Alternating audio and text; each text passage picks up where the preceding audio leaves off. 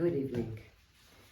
Today we'll be learning part 2 of perek 5 of Mesilat Yesharim. So to recap, yesterday the Ramchal taught us about the 3 factors that take away the value of zehirut, vigilance. We learned about the first one, which is the involvement and preoccupation with life, like working with a job, business, whatever it is. We are so busy with it that we don't have time to do any learning. So to finish off that first factor, I would like to tell you a true story that happened not too long ago, and about how a moment of reflection actually saved the life of a person. So there is a rabbi from Israel who is the Rosh Yeshiva and the Rosh HaKolel, and obviously, like every Rosh Yeshiva and Rosh HaKolel, they're depending on donations. So this rabbi was traveling all over in Europe and all over here in the States, in Canada, all over, just to get some donations. And one day he had an appointment that here in the States, and he was driven to this factory, to this business place, where he had an appointment with the boss. So he walked into the factory, and he sees people are working, and obviously there's a guard, and they ask what you want. He says, I'm here to see Mr. So-and-so. He says, okay, just follow the signs and you'll get there. So what's the sign? On the sign, it says go up to second floor for the boss's office. Go up to second floor. So he takes the elevator and he goes up to the second floor. He's out of the elevator. Then he saw another sign, and again, it says the boss's office. To the boss's office, turn left. So he walks down the hallway and he makes a left turn, and again there's another sign. To the boss's office, make a right. He makes a right, and then eventually he gets to the office, knocks on the door, opens the door, and he sees the boss is sitting behind his desk. The boss gets up, greets him, they shake hands, and they start to talk. In the middle of the conversation, the rabbi says, may I ask you something? The boss says, sure, yes. What is it? So he says, look, on my way here, I saw signs to see the boss go up to the second floor, and then turn left, and then another sign that said turn left to the boss office, and then another sign that said turn right to the boss office. How can you do something like this? The boss's office? Hashem is the boss. How can you call yourself the boss? The rabbi knew that really he had taken a big risk by talking this way, but he couldn't hold it. He couldn't help himself. How can you call yourself the boss? The man looked at him and he was shocked. And then for a minute or two, it was quiet. No one said a word. No one moved. Then the boss looked down, and he then looked up at the rabbi and said, you know, you are right. And right away, he picked up the phone, spoke to his secretary, and he told her, you're going to take away all those signs, and I want you to make new signs. And instead of saying the boss, you're going to say the manager. manager's office. Okay, clear? Good. Okay, and he told her, you have got to do this right away. Okay, fine. Then they carried on with their conversation. He gave a very nice donation to the rabbi, and the rabbi left. That was it. Then life went on. Sometime later, one late evening, he gets a phone call from the company that takes care of the security for his business, and told him there's a problem at the factory. The firemen are on their way, and something is going on. So he was very surprised. Decided he's going to look into his camera. He had a camera that from home he could actually see what's going on in the factory. And he sees, what does he see? There was a woman there, a worker, who was, it was her shift. She was supposed to really just make sure that everything is working fine. She was completely ignoring the alarm, and she was on the phone, talking non-stop, just talking, and oblivious, completely oblivious of what was going on around her. He was really upset, very, very, very upset. What is this? I mean, and then he looked at different parts of the factory and could see there was water that was filling up the floor of flooding the floor of the factory, and there was water on his machines. And these machines are very expensive. He couldn't understand. How could this woman not hear the alarm and go and check what's going on? The next morning, he comes into the office and he calls her in and he tells her, "You're fired. You're fired." She didn't take it too well. She went home and she told her husband. She told her husband, "I'm fired. I've been fired." "What? You've been fired? Why?" She didn't exactly tell the truth, but he was so mad. He was so mad, the husband. He said, "I'm going to kill him." He left the house. He had the gun with him. And he came to the factory. He came to the factory. He hid his gun from the guard. And he's looking around and he sees a sign, manager's office. He goes to the manager, goes up to the second floor, turn left, turn right, there's manager. Opens and this time he already had the gun out. He opens the door to the manager's office and says, "Where is the boss?" The manager's looking at him, and then he says, "He's upstairs." So quickly he leaves the room and runs around to go upstairs. Now when the manager said he's upstairs, he's talking about Hashem. Hashem is upstairs. The man understood there's another floor on top. So he went looking for it, for the boss. Quickly, the manager left his office, he ran for his life.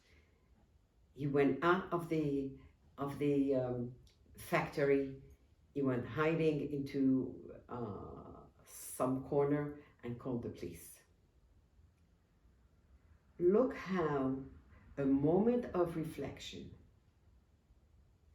a moment of zehirut saved his life.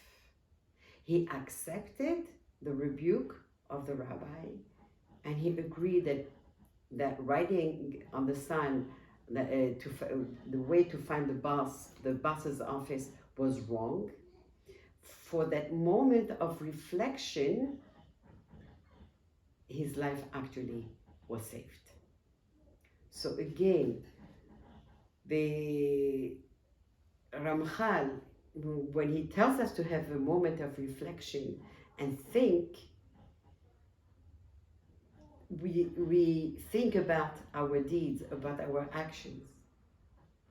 This man, not only that he thought about his action and he turned them around, but those actions that he turned around actually saved his life. Now I want to go on to the second part of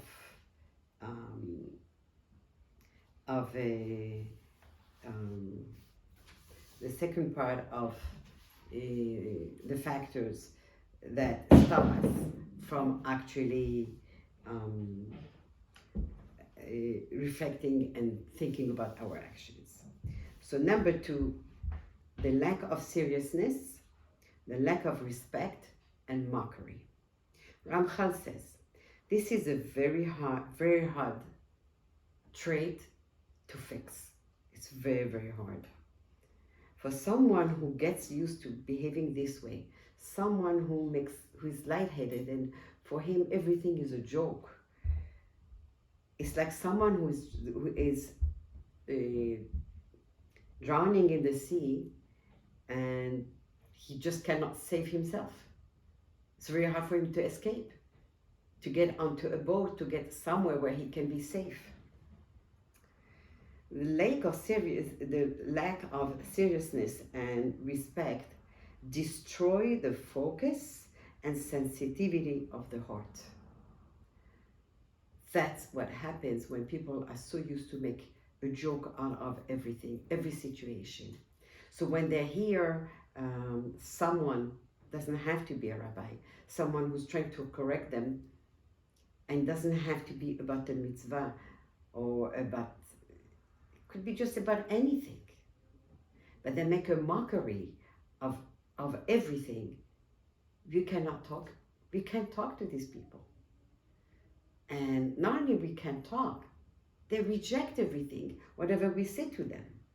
So it's like they have no heart. Such a person is like a drunk. Why? Because it is impossible to guide a drunk to a proper behavior or to inspire him with good judgment, try to get him to fix his ways. He's too drunk. He can't. His mind is so full of drunkenness of the wine or whatever it is, the alcohol, that he can't even listen. Such a person does not accept guidance, does not accept rebuke, does not accept reason. Shlomo HaMelech said, Lischok amarti meholal, Lesimcha ma zo osa. Shlomo HaMelech says, I say of mockery and lightheadedness, it is madness, and of joy, what does it accomplish?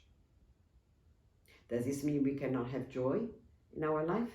Does it mean we cannot laugh? No, it doesn't.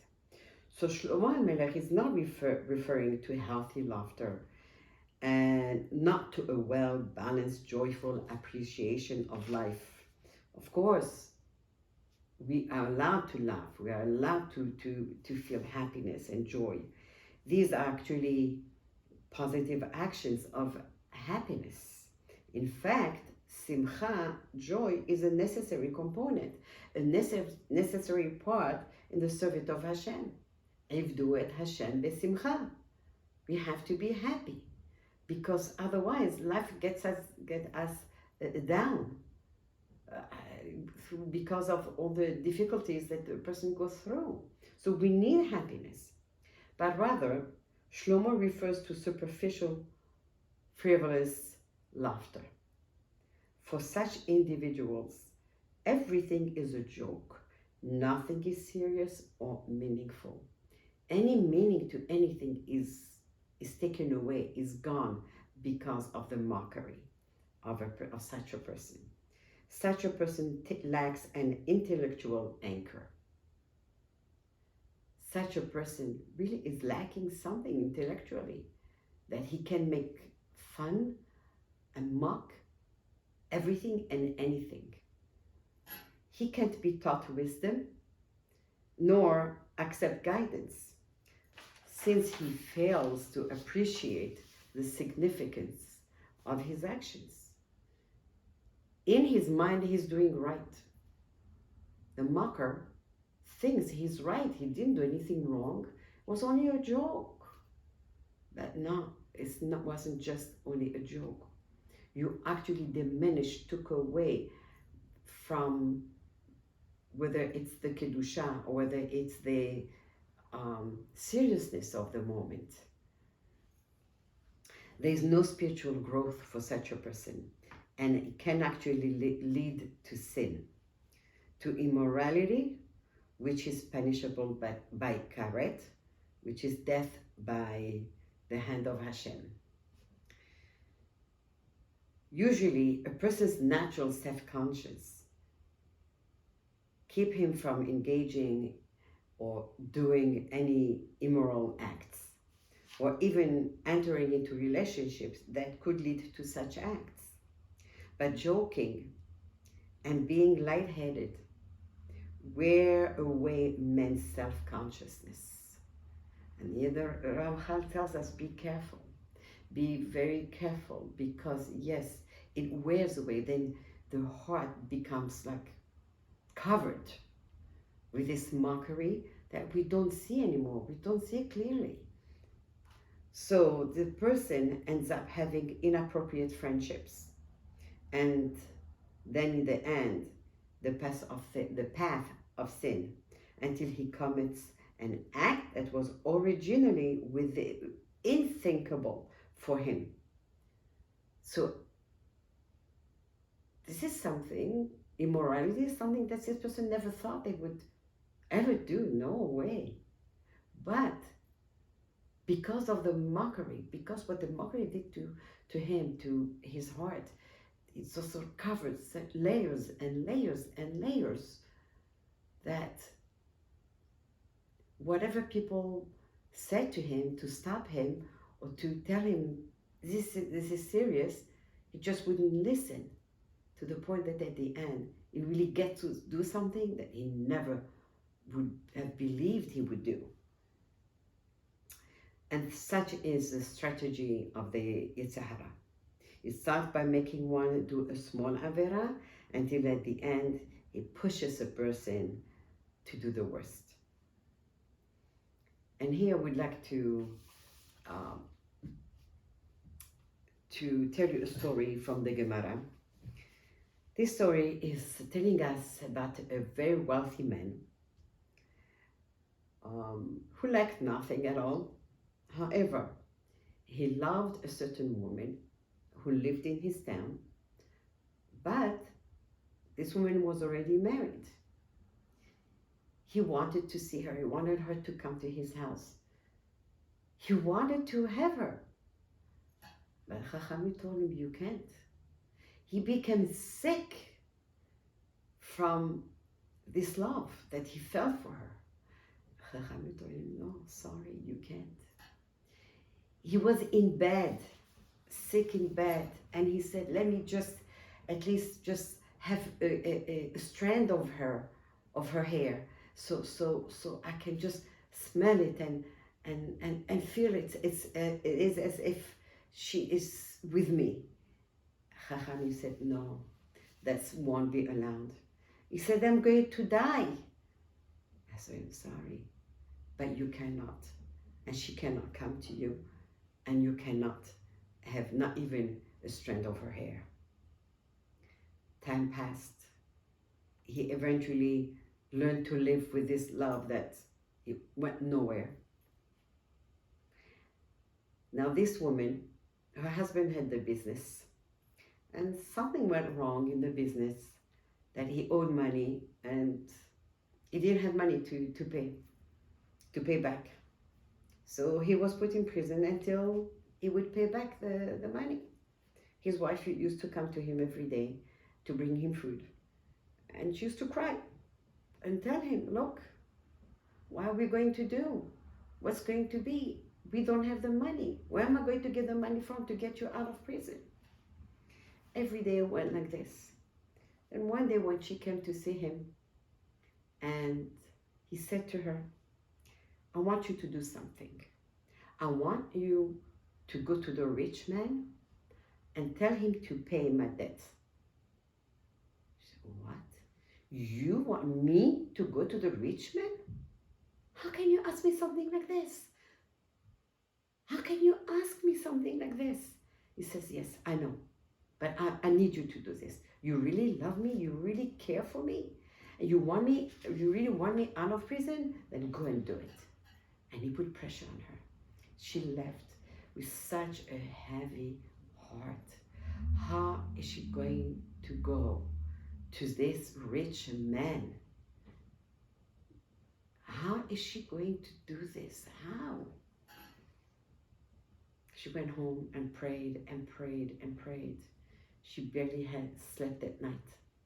The next morning, she decided, okay, I have no choice, I have to go. And all the way to the rich man's house, she was just praying, please Hashem, give me the strength. Please Hashem, help me fight the Yetzer Hara, and help him fight his Yetzer Hara. Until she went in, she got to his house. They told him, he was told that she's in the house. She is in my house? Huh? He couldn't believe. He was so happy. So he comes to her. He says, you came to me? He was so happy. But she was crying. And she had pain in her eyes. And she said, please, understand why I came. You know that my husband is in prison. He said, yes, I heard. And she said, I need your help. Please, I beg of you, help me. I need your help. Please. My husband needs money. How much does he need? She told him the amount. Said, I'll give it all to you. Turned around, got some money, came back. He says, here's the money. Now, can you be mine? And she cried and she stepped away from him. The whole time she kept her distance, but she stepped away even further away from him. And she said, please, please, I beg of you, think of what you're about to do. Please, it's not worth it. It's not worth it for us to sin, because both of us are going to lose our olam haba. Please. And she begged him and cried and kept on talking and talking and talking until at the end, he didn't do a thing. He didn't touch her. He conquered. He controlled his Yetzer Hara. She left the house. She left and she cried and she cried and she cried. That finally she had been able to come out clean. That was a big nisayon. So she went quickly to the jailers, and she gave them money, and she said, here's the money to pay the debts. Please let my husband out. So they let her husband out. And she said, Baruch Hashem, I was able to get the money. Baruch Hashem, we can go home now. And he went home. But as time went by, the husband wasn't very happy. Because in his mind, he kept on thinking, something must have happened between them. How can it be that he gave her the money just like that? It's impossible. And she could see and she could feel that something was bothering him. And she kept on telling him, nothing happened that day. Nothing happened, but he wasn't sure. Until she went to see Chachamim. And crying and crying and crying, she told them what happened. And how he had been able, the rich man had been able to control his Yetzer Hara. And she had been able to get away from his house with the money to free her husband clean. She had not sinned. And the Chachamim told her, you should not have gone, but you did it. We bless you for what you have done, because what you have done and what he did. And they went to see him, and they told him, we heard what you did. Your place in Olam Haba is so special. because you were able to conquer, you were able to fight and control your Yetzer Hara. You are a tzaddik. Chachamim tell us. So we see here again how it's not easy. This man was not a litzan. This man was not a marker. But look how Yetzer Hara was trying to fail him. But this man controlled himself. But so Chachamim tell us, so can you imagine a mocker? This man was able to control himself, but a mocker whose heart has layers and layers and layers that stop his heart, that stop him from thinking, right? So Chachamim tell us, litzanut achat docha me'at tochachot. One mockery pushes away even 100 rebukes. Even if 100 people come to this mocker and they each one tell him to stop what he is doing, to stop mocking, not even one rebuke will enter his heart. Not a single one. Ramchal says this is a bad character trait, very bad, because at the end a mocker will suffer, and that might be the only way that Hashem will give him his sins. Other times Hashem will make a person suffer, so hopefully he will do teshuvah. In the zehirut of this learning, may Hashem help us to see clearly our way, and we should never become mockers.